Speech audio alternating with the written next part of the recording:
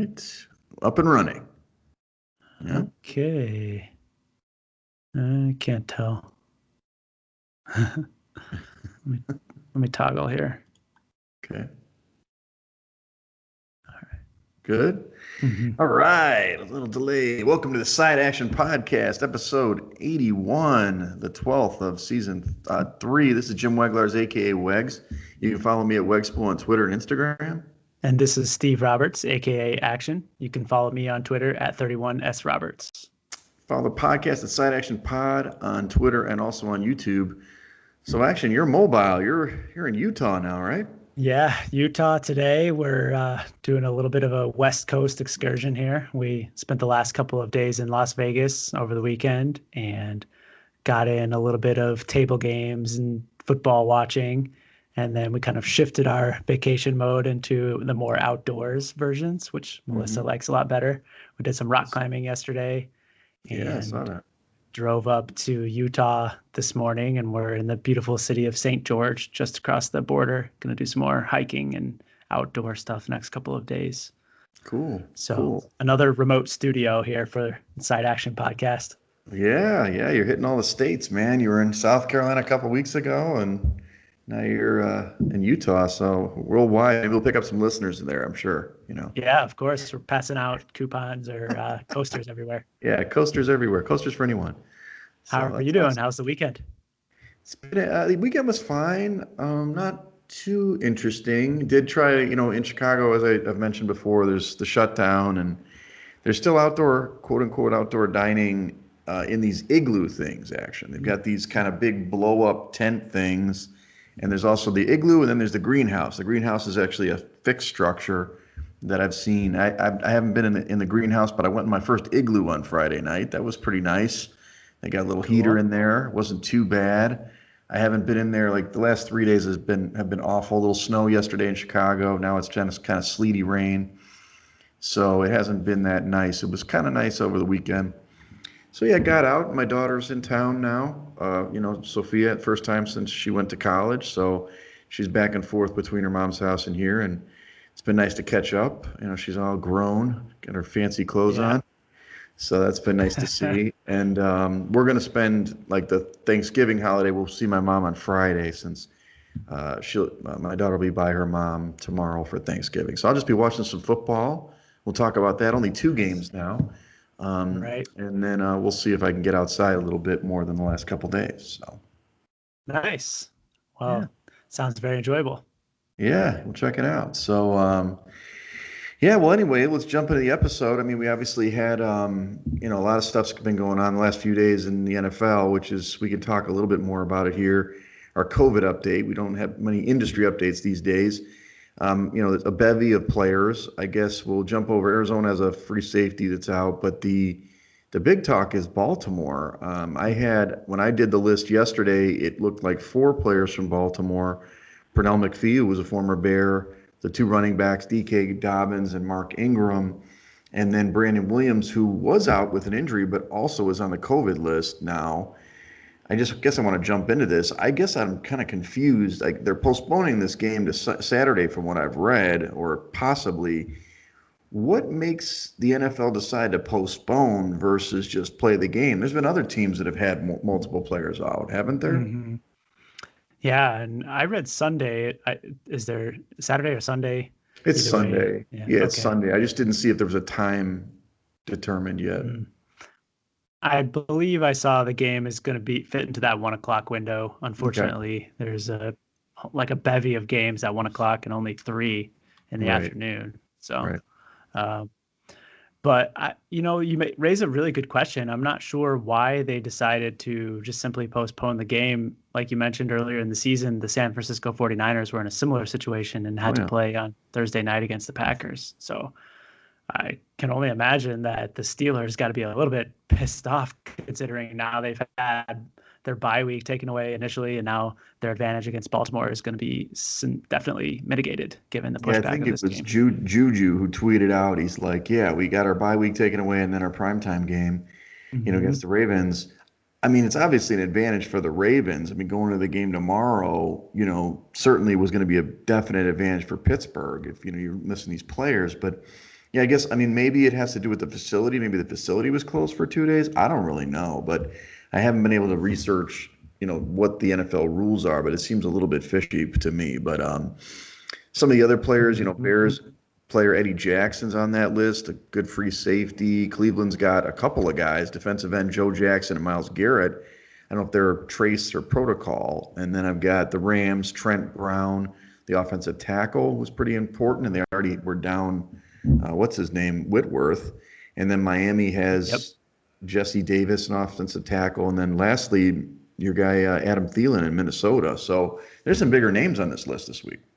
Yeah, it's definitely picking up in terms of the higher profile players. And I just saw DeForest Buckner before we Oh, jumped on here, the Colts defensive tackle added to that list as well. So interesting. probably, like we say every week, it's Wednesday now as we're recording a day earlier than normal. Right. And certainly there's going to be more names that are added to this list between now and then. That's right. It's true. Well, let's review last week first, and we'll kind of talk about the impact of this going into next week or this week. So for week 11, back to maybe a normal split, but the home teams are still kind of faring better, than earlier in the season. There were 8 home winners versus 6 road winners, but the dogs did come back this week. Only 5 favorites covered in my numbers this week, with 9 dogs coming in. So that's something. The unders and overs are basically the same. They've kind of been a little bit shaded to the under. 6 overs and 8 unders. So anything on this list that kind of steps out on you this week? Well, I mean, I think we've hit on it many times before. The underdogs seem like they're really barking this year, Yeah. and the home teams fared a little bit better than normal, as we've seen weeks past, where those road teams rise up a little bit. But nothing that I really gleaned from this. I think it's more at this point in the season, you're looking at your matchup numbers and Right. how defensive lines fare versus offensive lines more so than any of these statistical trends. Right. It seems like it's mostly evening out, except for the dogs. They're still, over on the season, definitely dominating. So we'll Mhm. see. As we roll into the week, positives I wrote down. I mean, the first one was Taysom Hill. We thought when we taped last week, I think we thought that James Winston was going to start, but obviously the man love for Taysom Hill and the coach, Sean Payton, is noted, but he actually played really well. I mean, he played under control. He threw the ball fairly well. I mean, 18 to 23 is a good percentage, but Mhm. more than that, he ran in 2 touchdowns and had 51 yards rushing. It was a big part of their offense, and they really dominated the Falcons in this one. I think it was 24-9 was the final score, so they covered with ease. We were kind of looking at the Saints when it was Winston. I guess we should have stayed on him. Yeah. Yeah. Taysom Hill definitely played really well in that role. And I think I saw that Sean Payton was going around retweeting a lot of the Atlanta Falcons defensive players were questioning the move to Taysom Hill, Sure. and he was just rubbing dirt in their face, which I thought was hilarious. But I mean, one thing that I'll say was definitely noticeable is that their red zone offense is a lot more dynamic with him under center. I think you mentioned it. He ran in 2 touchdowns, and it certainly gives them a little bit more flair in the red zone when you have to account for Hill as the runner. Yeah, I agree. I agree with you there. It does, on fantasy side, it lowers the value of the running backs, but yeah, it Hmm. definitely gives him. I mean, and they look good. They look good, but I will say I didn't put this as a positive. Kind of the handicap that we talked about last week. The defense is playing great. They really held Yeah. down this high-flying Atlanta offense to 9 points. That's impressive. I mean, it was really 3 field goals early too. It wasn't. They didn't do anything in the second half really in this game. Yep. That defense is playing very well. Next one is your guys, your Colts defense. This is 2 weeks in a row now where they kind of flipped the switch in the second half, where they played remarkably well in the second half against Aaron Rodgers and the Pack. We did pick this in the contest, but at halftime wasn't looking too good. Action. We were down, what was it, 28-14. Luckily, Mhm. the Colts just kind of dominated time of possession and kept the ball away and only limited Green Bay to 3 points in the second half. And they did force overtime, but the Colts were able to dominate this one on the defensive end. Yeah, they played really well defensively, especially in that second half. It appears they made some adjustments going into the locker room. Hmm. And I will admit that a few untimely Green Bay turnovers certainly helped the Colts to the cover in that one. You had not only MVS in overtime that gave the Colts the ball back, but just Right. earlier in the fourth quarter, there was another big turnover by the Pack, which set up the Colts for another touchdown.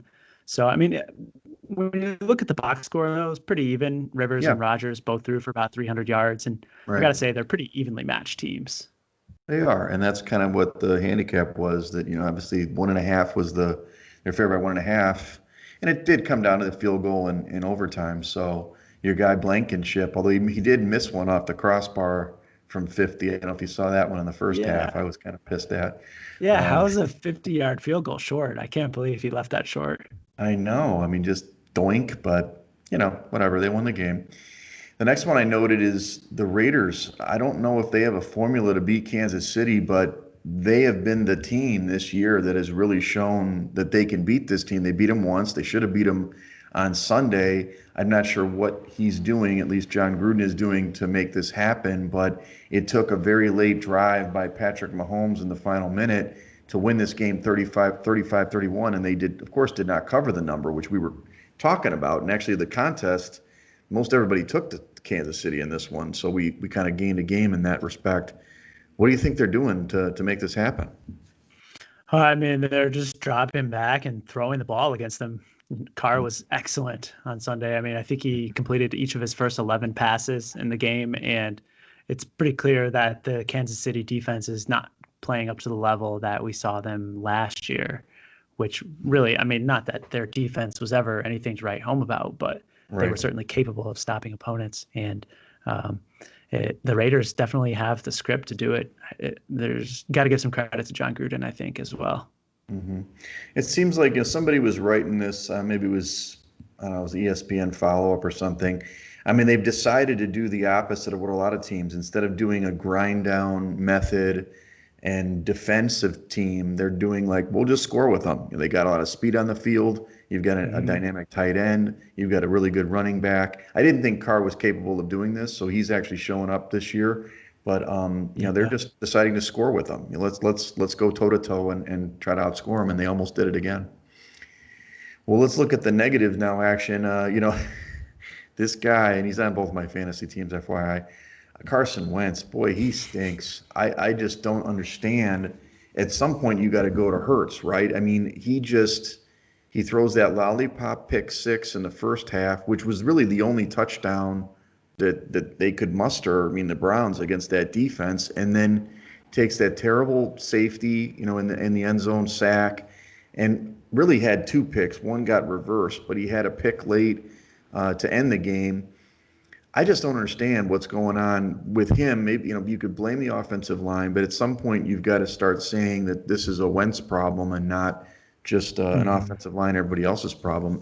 And not to mention they didn't cover for us again in this one. The Browns won 22-17. It really, like the stuff I was talking about, it's too bad. Philly was playing pretty good defense. Yeah, yeah, they were. I mean, they held the Browns to a hmm decent total on that side of the ball. It was really all on Carson Wentz's shoulder, and I think he's quickly becoming a turnover machine if he hasn't Yep. already been labeled that. Yep. Because not only the interceptions, I think he leads the league in quarterback fumbles, hmm and another 5 sacks against him this week, which I don't think you can all put on the offensive line. He's just holding on to the ball way too much, and he needs to just get rid of it. So I agree. You and I were texting on Sunday. It's probably time to look at Jalen Hurts a little bit and see if he can bring a spark to this team, because they're certainly in the thick of the division race. Right. Now, I think all 4 teams in the East have 3 wins, so Yeah, it's it's going to be terrible. an interesting race down the stretch. Yeah, they're -9 in turnover differential. I mean, that's just that's not winning football. And they've lost two straight now. They're lucky just the division's so bad. Mhm. But we'll see. It's all going to be on the field for the NFC East the rest of the way. So maybe they can turn it around. We were texting about this one too. We didn't end up going with this pick, thankfully. Tampa Bay, was playing in prime time again, this time against the Rams. We kind of were feeling that the Rams, really Jared Goff wasn't going to handle the pressure well. I don't know. TB12, man, I've been saying this for the last couple of times. He can't play in prime time anymore. At least he hasn't this year. They're 1-3 straight up, 0-4 against the spread. If he gets pressure, which he has in the last 2 weeks or last two times out, the Saints and now the Rams. I mean, he only completed 54% of his passes with two INTs. That's 9 interceptions or no, sorry, 5 of his 9 interceptions in the last 2 primetime games. It's just, I don't know what's going on. It could be coaching too, but I'm not going to back Brady in primetime. Yeah, I've heard a lot of folks throughout the media that I listen to say that Brady just can't play past his bedtime. And apparently 8 o'clock is his bedtime because I Right. think you mentioned it. They're 0-4 now, straight up and against the spread, Well, they're perhaps. 1-3. They came back Uh, against the Giants, but they didn't That's cover. right. That's Yeah. right. That's right. 0-4 ATS, which is what we're counting on here on this podcast. Right. And I unfortunately ended up on the Tampa Bay side on Monday night, and that was a long game because, on the other side, Jared Goff was great. I He was. I admit I had the handicap wrong where the Rams would struggle against that Tampa Bay pass rush, and they didn't whatsoever. They dropped back. They didn't even try to run the ball on Monday. No.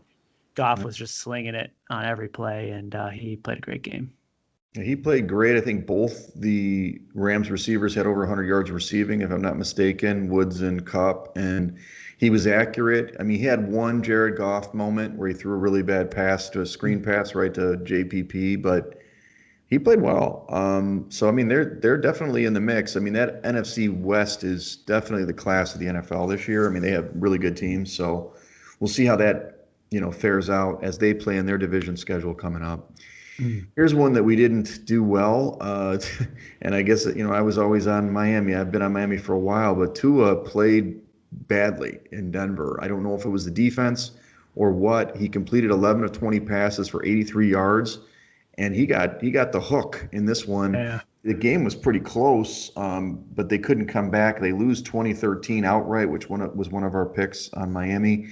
So at least Flores had the guts to go to Fitzmagic to try to win the game because they're in the thick of they could still win the AFC East. This was a tough loss for them. Yeah. Yeah. Terrible performance by Tua. I didn't catch most of the game, but I think we did text about Tua getting the yank. And I Mhm. think that really says something about Coach Flores and having the guts to do that. And I suspect that the team will really rally behind that. I'm sure they're going back to Tua this week, although I Sure. haven't read that for certain. But I think that a lot of the players on the team will respect that move. And I imagine that Tua will probably bounce back from that performance. Yeah, I mean he can. He's got to learn, take his lumps. And then the last one is Anthony Lynn. I know we've been beating this guy up all season. I hate to beat up on the guy, but I did not bet this game. We didn't end up going down this road, thankfully, again, chasing the Chargers. But this team cannot cover a spread, man. It was Mm-mm. 31-13 in the third quarter. I think it was like 24-8 and then 31-13 or something like that. So they had these big leads.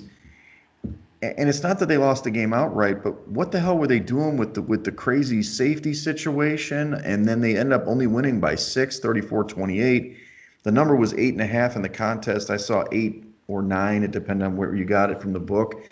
This is a crusher. I mean, the guys just you can't back them.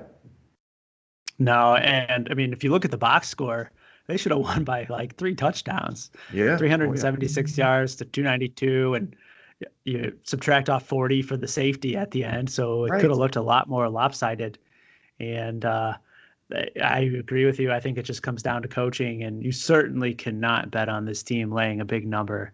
There's no doubt about that. I think they could be a little bit more attractive in underdog situations, Mhm. but wow, losing the cover against the number to a Joe Flacco-led Jets team who are actively trying to lose, I might Right. add, is a really tough one to swallow.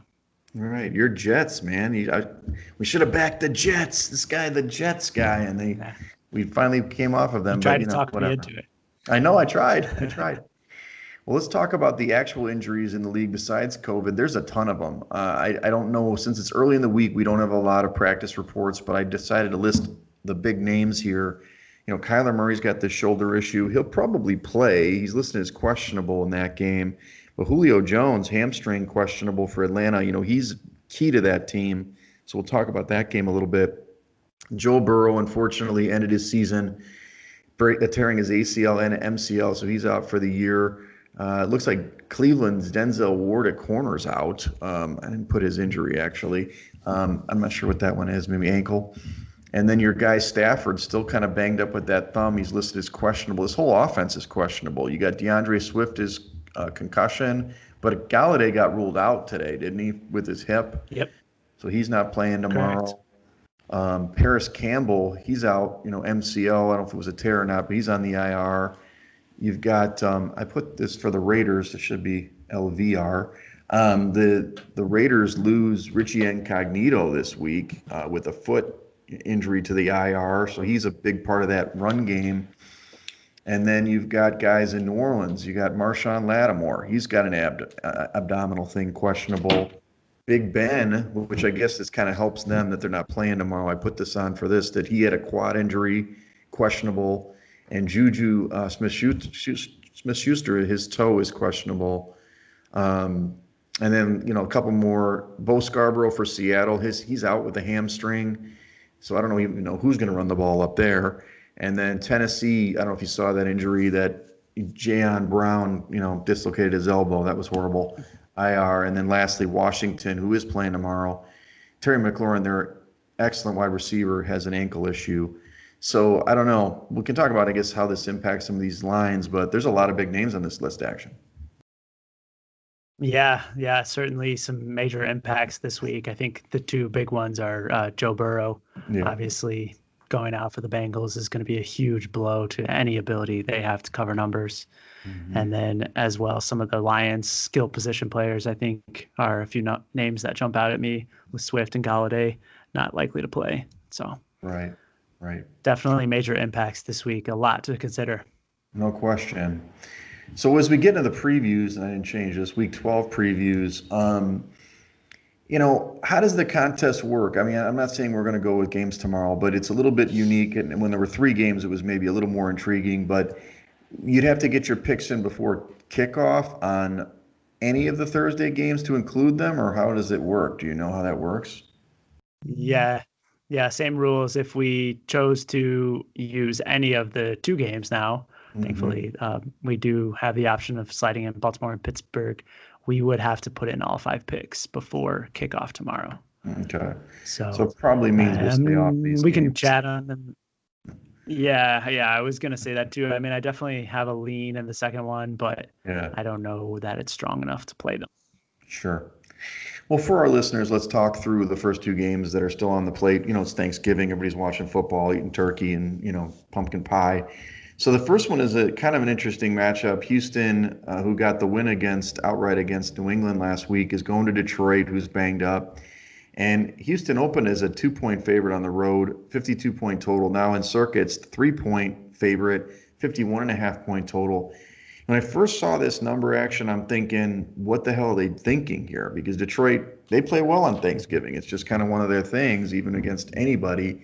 But if we don't know if Stafford's playing or he's banged up, you got no Galladay and you got DeAndre Swift, who probably will play, but he might be a game time decision. I guess that explains the line then, right? Yeah, I think it's all about the injuries for the Lions here because I agree. When it first came up and it was listed at Texans -3, it kind of raised my eyebrows too. Sure. But I definitely don't really have much interest in this game whatsoever, given all of the Lions' missing pieces. Right. Gotcha. Second game, kind of interesting. Washington against Dallas. Now, Dallas, both teams won last week. Shocker. Is this like the first week that 2 NFC East teams have won in the same week? Could be. That's likely. So Washington had a big win, and then they're on the road here at Dallas. Of course, the traditional game in the afternoon. Dallas opened as a 2-point favorite with a 47-point total in circuits, 2.5 points at home with a 46-point total. Dallas played great against Minnesota. They knocked me out of Survivor single-handedly because Minnesota's defense stinks. And usually Dallas is okay on I don't think they're great on Thanksgiving like Detroit, but any interest in Washington here? I like their defense, but Dallas is playing much better defensively, aren't they? Yeah. I would probably have a lean to Dallas, actually, especially at 2.5. I think that Andy Dalton came back and played well last week, and you saw Zeke go off for 100 yards against a pretty decent Vikings defense. So I would probably have a lean to the Cowboys in this one. Happy to play against Alex Smith as well on the flip side. Right. Yeah, it's interesting, again, like by the numbers, it's hard to figure out with this team. The Cowboys were so good offensively early in the season, and that's almost flipped, right? Their Mhm. defense has played markedly better in the last 4 weeks. I do like how the Redskins played last week against Dallas. Maybe it was a beat up, I'm sorry, Detroit. Maybe it was a beat up team, but they played a lot better and they look good. McLaurin, for me, if he doesn't play, then I'm all over this number for Dallas for sure. Yeah. The next game, I guess we'll just move to the 1 o'clock window is the Baltimore Pittsburgh game. This is the second matchup of the season at Pittsburgh. Pittsburgh opened as a 3-point favorite at home, 45 and a half. That was supposed to be played prime time on Thursday, now moved to the 1 o'clock window on Sunday. Circa has it at 4-point favorite for Pittsburgh, 45-point total here. Interesting. We've talked about this game a lot in past seasons. Traditionally, this sticks around that three point number. So Circa's making a decision here to Mhm. push it past the three. I don't like the Ravens, but the number's really intriguing. What are you thinking? Yeah, I agree. It's a tough position to be in because, on the surface you have to look at Pittsburgh and they did win the first meeting in Baltimore this season. They've got Hmm. the undefeated record coming in and the Ravens are not playing very well, especially on offense right now. Right. And the last time we saw Baltimore, they laid an egg on Sunday night against the Patriots. They did. So I definitely feel like that Pittsburgh is the side with the advantage in this game, but it's hard to lay 4 points. I mean, you got to expect, even without the two running backs, that Gus Edwards is going to be involved pretty heavily. Yep. And I'm sure the Steelers will have a similar game plan, trying to shut down the Ravens' running attack and make Lamar Jackson throw the ball. Hmm. But if you look back at the box score in the first game, Baltimore actually pretty well dominated them in the yardage department. They And I did. think it was a little bit of a misleading final score. So, Well, having said all it that, was I think what, the four value's got to be turnovers? at the Ravens. Yeah, Yeah, four, right. four turnovers for Lamar Jackson in that game. I think that's why they lost the game. Hmm. So we talked about that Hmm. against the Steelers. He has turned the ball over, but you're saying you would lean Ravens over Steelers, but are you thinking stay away for the contest? Yeah, I think it's probably a pass, just given all of the unknowns. I mean, we don't even know who's going to be out there on Sunday. So Right, it's true. hard to pick a team where they could be missing a number of players by game time. Yeah, exactly. Well, if we find out Big Ben doesn't play, I guess I'll take the +4 for Baltimore, right? Um, Yeah, yeah. certainly. All right, here's a game that's intriguing to you, of course. The Titans, who they actually beat Pittsburgh. They beat the Ravens in overtime last week. Really big game. Going to the Colts. This is one of those division games they played just a week and a half ago, right? Or 2 weeks ago Hmm. tomorrow. Yeah. And in the second half, the Colts dominated to win this game. They opened up as a 4-point favorite at home, 50-point total. In the contest, it's 3 points for Indianapolis, 51-point total. I'm not going to say anything. I want to hear what your take on handicap on this game is so far. Well, I like the Titans. Mm, I was really hoping that we could get a little bit of a hook or even a four in this one. hmm. I think it opened at 4.5, even at Yeah. one or two. Clearly, you've seen some money pour in on the Tennessee side this Yep. early week, and I think it's for good reason. They certainly, at least in the beginning of that game 2 weeks ago, Thursday night, they had the edge. I mean, they were winning at halftime, and in the opening drive, if you recall, they had drop back passes. They were kind of foregoing their standard run game, Hmm. shading to the run game. And I think that is the recipe for getting at this Colts defense. And I hope that Art Smith and company will have a bit better game plan this time. Yeah, What it do you seemed think? like this. Well, I don't know if I watched that Ravens Colts game last week quite a bit. Early in the game, and I know that part of it is, it's a stout Ravens defense, not as good as the Colts defense, by the way, against the run. They just were kind of going away from Henry, and then it's just kind of let's see if Tannehill can connect with Brown or whatever. Later in that game, they just were pounding Henry. Now, the Colts obviously have played really well in the second half, the last 2 weeks, and Mm-hmm. its adjustments. The only concern I guess I would have is that I do think, we know Rivers and his turnovers and stuff kill the handicap. It's just, will they go away from that running game? They got to commit to it and stay with it. I think when they played in Tennessee, it felt like they got away from it again when they got down a little bit. So it may be a stay away for me, but I think I'm on your side with the Titans here. Yeah, I mean, certainly have the revenge factor too. And I'll add that Philip Rivers is dealing a little bit with a banged up toe. I heard Okay. him say on Monday in the presser that he could barely walk when he woke up on Monday morning because of this toe issue. So if the Titans are able to stop the Colts running game and make Philip Rivers beat them, that could be another advantage on their side as well. Okay. The next one is interesting. Carolina against Minnesota. I'm guessing this is because of Teddy Bridgewater didn't have an opening number. Mhm. So it looks like it's 4 in the contest for Minnesota. It's a really interesting line here, action. I'm seeing, let me just see the total that I saw. Let's see here, Panthers. I'm looking at like a 50.5 point total, at least what I saw, I guess, at Rivers. Now, this is a weird Minnesota team, and Carolina's strange too. It's hard to predict.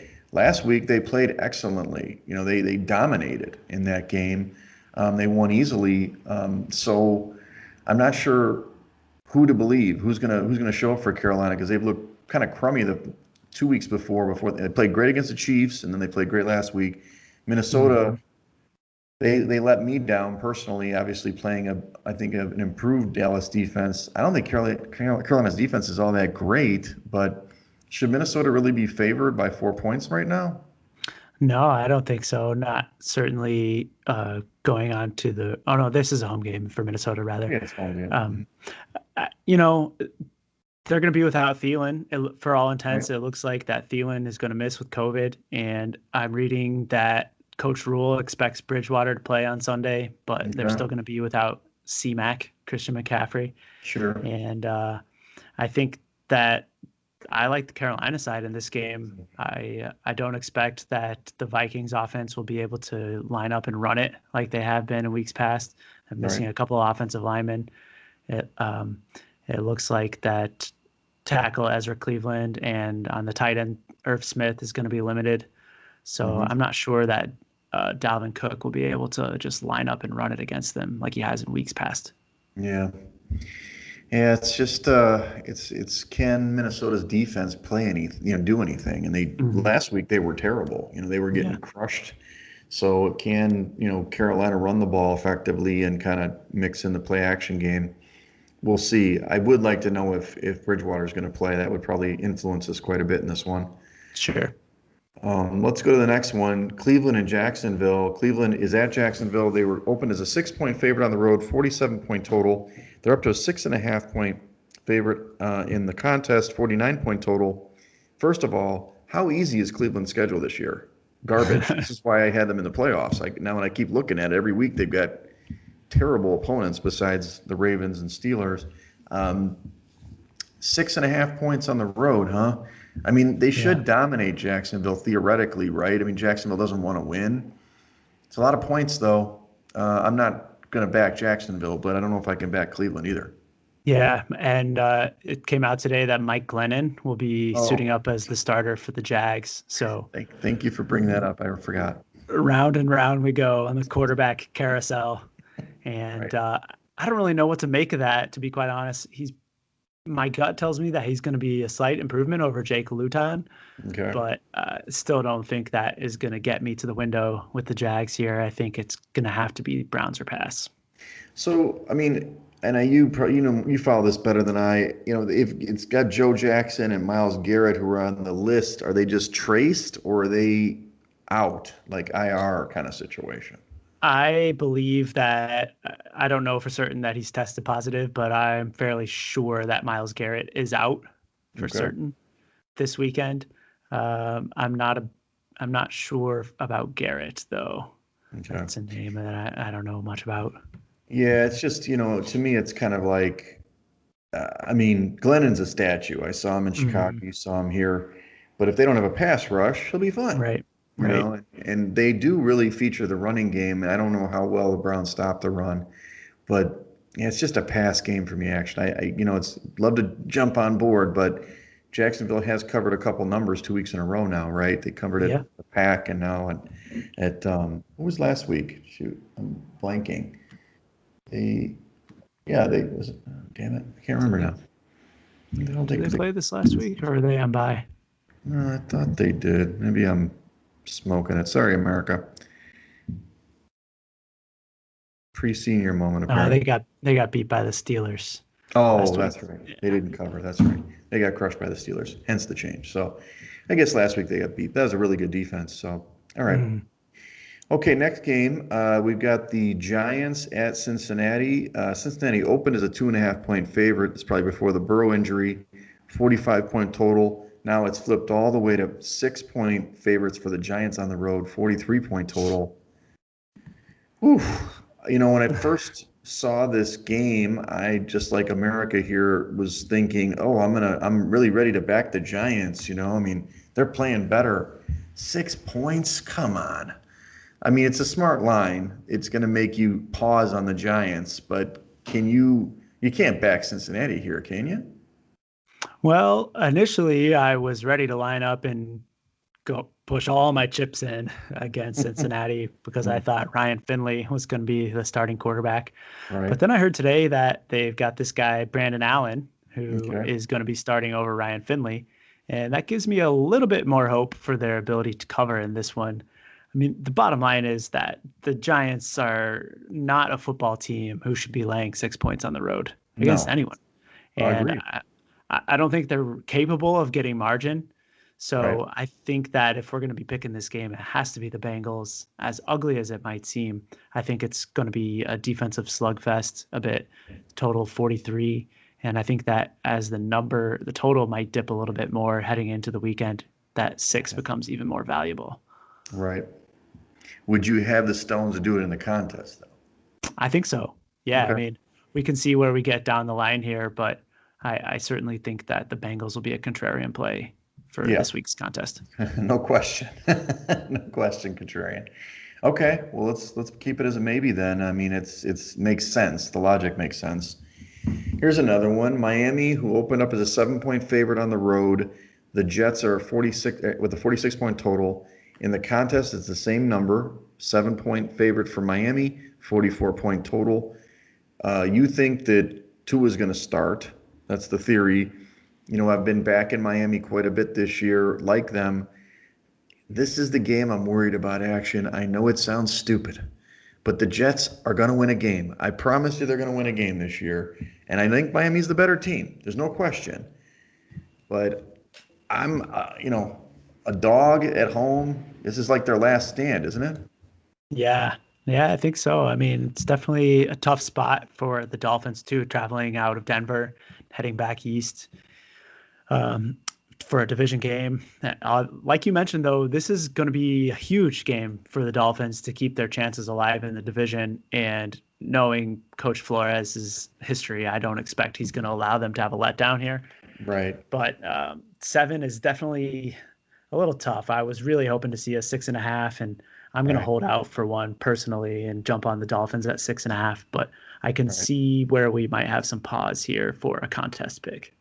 Yeah, it's just, when I look inside the numbers a little bit, the Dolphins' offense is pretty bad. I mean, they're 29th in Mhm. yards per game. Of course, the Jets are the worst, 32. And what's weird about the Dolphins, we talk about their defense quite a bit. They kind of doing and obviously it makes sense because Flores came from New England. They kind of do the bend but not break. I mean, they're 21st in yards per game against, but they're Mhm. somehow fourth again with points against. The classic, New England style. Give up all the yards, but get tough in the red zone and don't give up points. It didn't work last week, right? Especially because they couldn't score, and that's kind of what I'm looking at their totals. They don't score a lot of points, but they kind of survive on those turnovers and those extra plays, like we talked about. If it was Fitzmagic, I'd actually feel a little bit better about it, just because Mhm. I think this road spot, even though the Jets are crummy, it's still a division game, right? And they haven't played a division game in a minute. They haven't played anybody in the division since I don't know, maybe mid October or something. So I'm not saying I'm back in the Jets, but I'm definitely not all over the Miami here. Yeah, I mean, you mentioned it, but the way to get after that Jets defense is through the air, the Mm, 32nd ranked against the pass, and I'm not sure that Tua is quite set up to do that just yet. It does right. look like he's nursing a thumb injury on his throwing hand, though, which I wasn't aware of. So Okay. that that could be a little factor going into Sunday between him and Fitzmagic.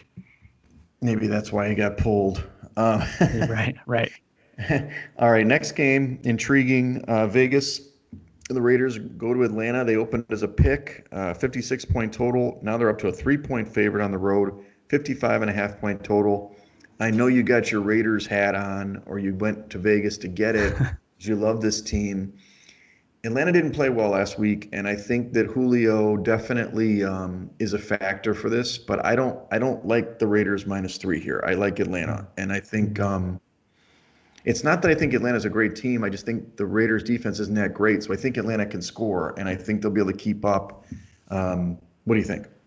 Agree. Full agreement here. I love Atlanta as well, especially at this number. Getting three at home against the Raiders is certainly pretty serious value.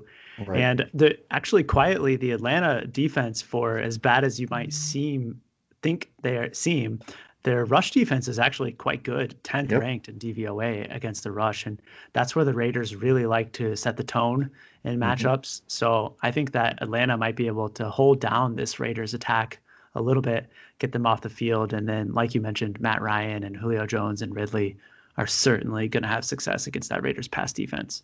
So Hmm. you can count me in for that one. All right, let's put that in. Put it in green. Put it in green action. We All got this right. Green it is. Green for cash. All right. Next one, a lot of 1 o'clock games, as we said. Arizona is going to New England. New England, Arizona opened as a 1-point favorite on the road, 48-point total. Now they're up to 2.5-point favorite in the contest, 49-point total. Obviously, I'd like to see Kyler Murray if he's playing or not in this one. New England, Mhm. as you kind of predicted, put up a stinker last week. They just kind of sucked on the road against a good passing attack in Houston. If you've got Murray at the helm, two seems reasonable, but this team isn't great at, I mean, I don't know. Like, they haven't played great the last couple of weeks. Their defense isn't that great. I guess what I'll ask is, what's Arizona's rush defense? Because New England, that's all they want to do is run the ball. Yeah, that is a great question because I think that is really going to be the matchup in this game. If Hmm. that Arizona defense can do anything to stop Cam Newton and the Patriots attack, I think that they cover this number easily. Right. Right. Um, 13th rate against the pass and 14 against the Okay. run are the Middle. Cardinals. Middle. It's So not bad. pretty much dead even. But I think on the other side, you've got an Arizona offense that has been playing a lot better of late. Kenyon Drake came back and looked really, really sharp last week. Mm-hmm. And I think that this New England Patriots defense is very porous against the run. So I expect that Kyler Murray and his compatriots in the backfield are going to be able to have a heyday against them. And I really like Arizona, even on the road. Okay. Okay. So what if we got to make sure that Murray's going to play though, right? Sure, sure. Uh, Yeah, I mean, he was nursing that shoulder throughout the second half on Thursday night he and was. continued to forge on. So I fully expect him to be out there. Okay, great. Well, we'll put that as a yellow. That's the maybe, everybody. All right, here's an interesting one. Chargers, Anthony Lynn, going to be fired soon. Going to Buffalo. You've got Buffalo as a 6-point favorite on the opener, 50-point total. In the contest, they're 5.5-point favorites at home, 53.5-point total. Look, McDermott's lights out, hands down, 1,000% better than Lynn, as a coach. I don't love this number though. It's pretty big. Buffalo hasn't played great defensively. The Chargers will score in this game. So I do like the total. I mean, it's gone up, obviously. I kind of like the Chargers. I don't want to Mhm. back them, man. I don't want to back these guys, but God, like it's like every week it's the same thing. I just 5.5 as a dog seems pretty good for the Chargers. Yeah, I had the same emotions that you did looking through this game today. And I totally agree. The number just screams to bet the Chargers. Yeah. But then you got to think about Anthony Lynn. And it's like, do I really want to back Anthony Lynn, especially against McDermott, who has shown that he and the offensive coordinator, whose name escapes me, Dayball, have Mm. shown the ability to change up the game plan week after week to Right. go against their opponent. And the coaching advantage in this game is massive for the Hmm. Bills. Um, I will add in here before we move on, though. I love the over. I think that Yeah. this Chargers passing attack has shown some serious dynamic this year, and going against the Buffalo Bills defense just screams points. So Hmm. I definitely think that over 53 and a half now is a slam dunk. And I certainly think we should keep a maybe on the Chargers if you're open to that. Yeah, I'm open to that. I think I've got it on my list, so it's definitely one we'll consider for sure. Put that as a yellow. I mean, it is that classic 1 o'clock spot on the East Coast for a West Coast team, but it's kind of like, man, I mean, this is the spot where everybody's like, Anthony Lynn sucks, blah blah blah. I Yeah. kind of wanted the number to be bigger, but when I saw the 6, my eyes lit up. But Mhm. we'll see how it goes. Well, I mean, we touched on it earlier. It's a different handicap when you're playing them as a underdog Yep. versus laying 8 or not 9.5 like they were last week. Yeah, yeah, for sure.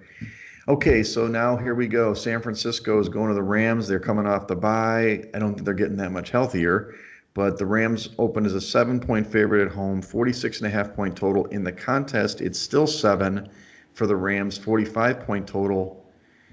I don't know who's going to play for San Francisco, but I'm on the Niners here. I don't know why, but I think it's a division game. We like this division road dog situation, this narrative, but more importantly, come on. Like the Rams are really good. I like them. They don't blow anybody out though right now, do they? I mean, Mm. they can play low scoring games or they can go up like when they played at Tampa, but I think the Niners will just give them a game. It's going to be a slugfest to me, and I think that 7 is definitely on the Niners side.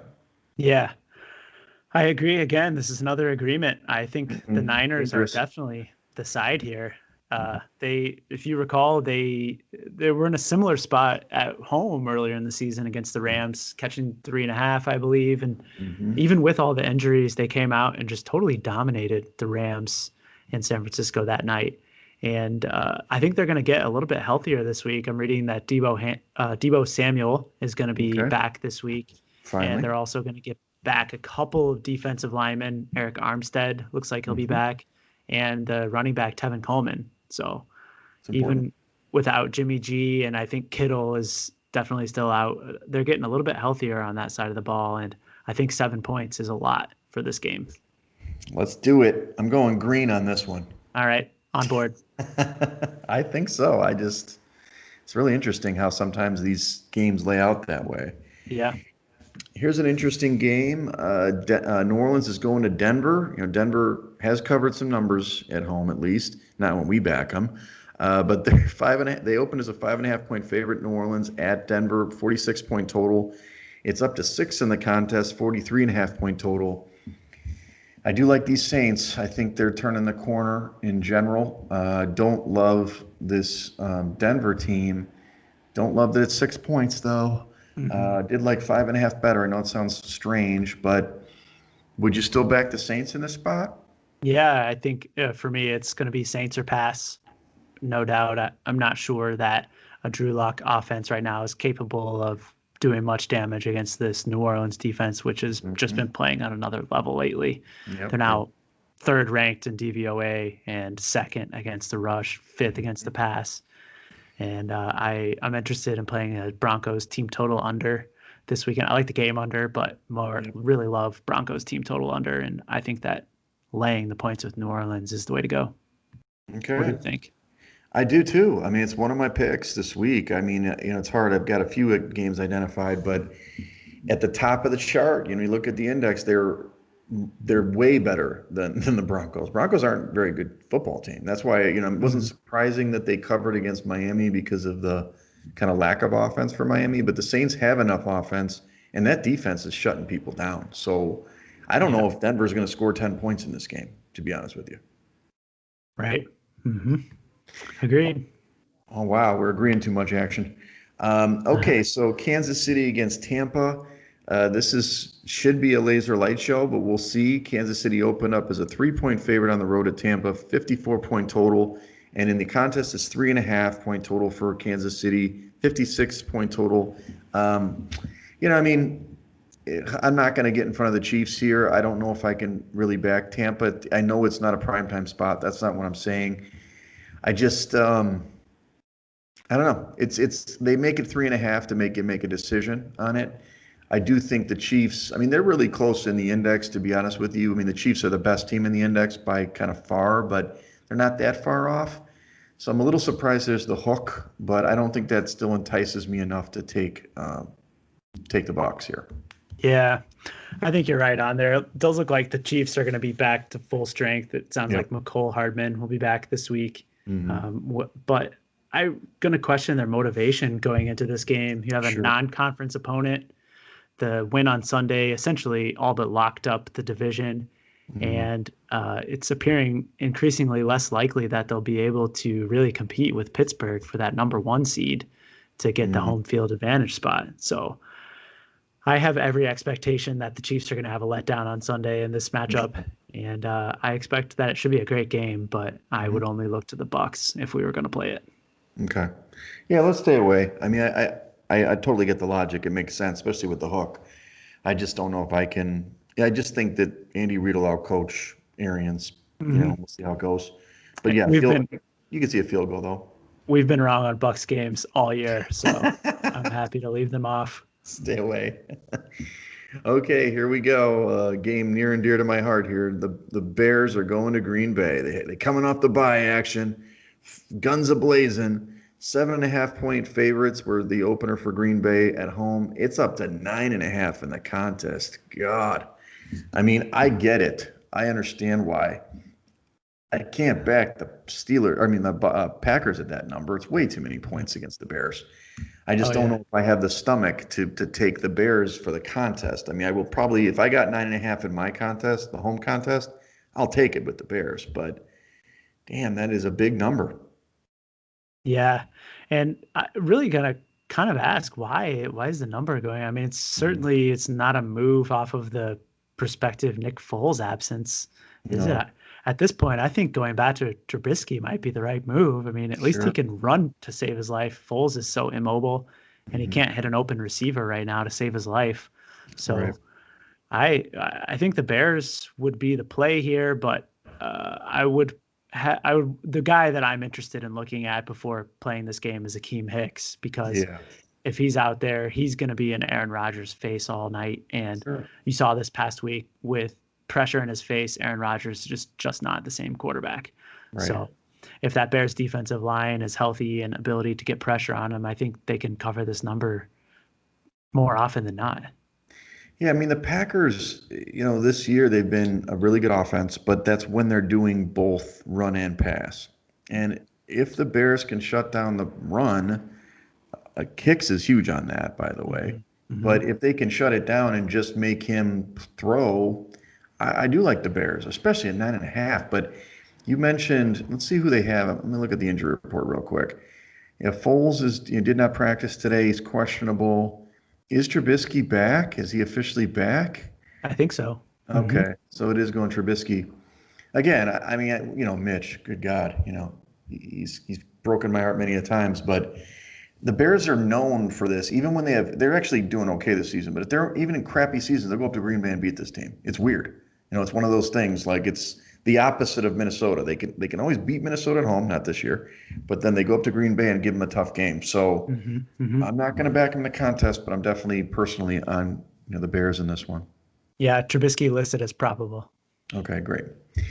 Last game, Seattle is going to Philly. Seattle opened as a 3.5 point favorite on the road, 53 point total. It's up to a 5 point favorite for Seattle on the road, 50 point total. Ugh.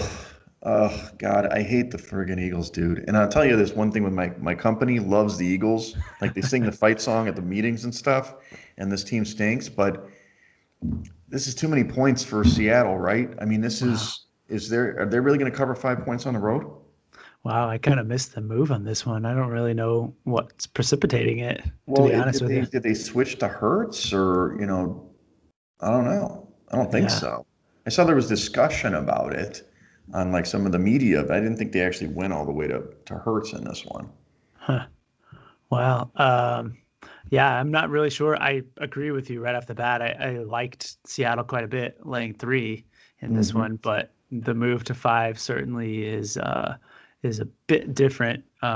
It looks like Lane Johnson is going to be questionable, as well as Okay. Jason Peters, both Right. key offensive linemen, and the center Jason Kelsey. So that's maybe a part of the reason, but also could just have to do with the Eagles' performance on Sunday, which was Yeah, just terrible. putrid against the Browns. Right. Now we are talking about the Seattle's defense is terrible. Now they played Hmm. okay against Kyler Murray, but they still gave up their points. So what about the total in this one? Yeah, I mean, I would have to think that over has got to be the play, although you've seen the move from 53 down to 50 already, Hmm. which correlates with the side move there.